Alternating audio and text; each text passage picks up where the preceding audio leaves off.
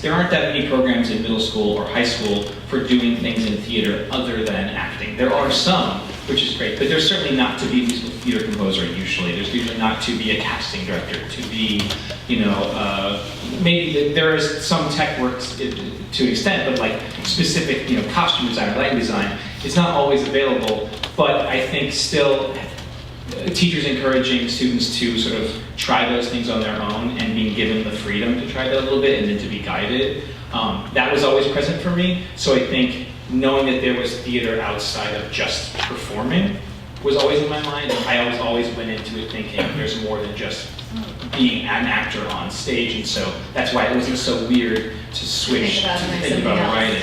So, the next year after we kind of said we want to be songwriters, or we want to explore this a little more, our teachers really, instead of sort of forcing us to be actors and commit to that thing that we had said that we were going to be at 18, they allowed us to kind of grow and change, and they designed classes specifically for us so that we could really begin to dig into that interest. And she was like, well, is there anything that you have been wanting to write or have always thought about writing, but that no one has come to you and said you should write this? Like, what's the thing that like you're like, if I could just like do only what I want to do, I'd write this, but there's no impetus, so I'm not doing that right now.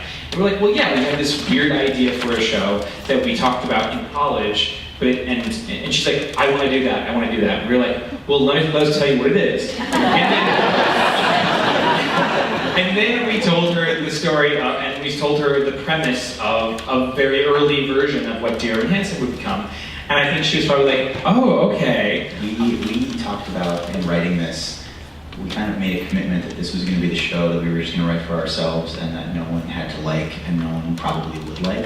And that's like the irony of all, is that it's the show that most people relate to. But it really is. I mean, I remember before we had no clue whether people would like the show or whether they would relate to it, especially before it went out of town in Washington, D.C. And we had this real moment where we were like, okay, well, if it goes to Washington and it's going to have its life there, and that, that's what we're writing it for, and that's the only thing we're going to write it for. And we had no expectation beyond that it would do anything. So all of this has been very, very, very surprising to us. They gave us a song. Yeah, it was just like a piano demo of just a melody, and so he was also like, and not only are you going to meet there, you're going to show up and you're going to have written a song to present to them to get this job. Yeah. But I mean, honestly, like now, we were very happy that happened.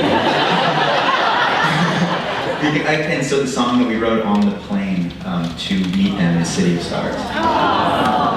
Like, to feel like you can be in a space that is safe at a school, for me, was so invaluable. And you guys are their protectors and their bodyguards, and the fact that you do that every day, regardless of whether they end up in theater, is more valuable than I realized at the time, and I'm sure you guys know every day. Thank you guys for creating that space. Yes, it made us who we are, and our teachers made us who we are, and we're so thankful for you guys. We'll take on Betsy DeVos together.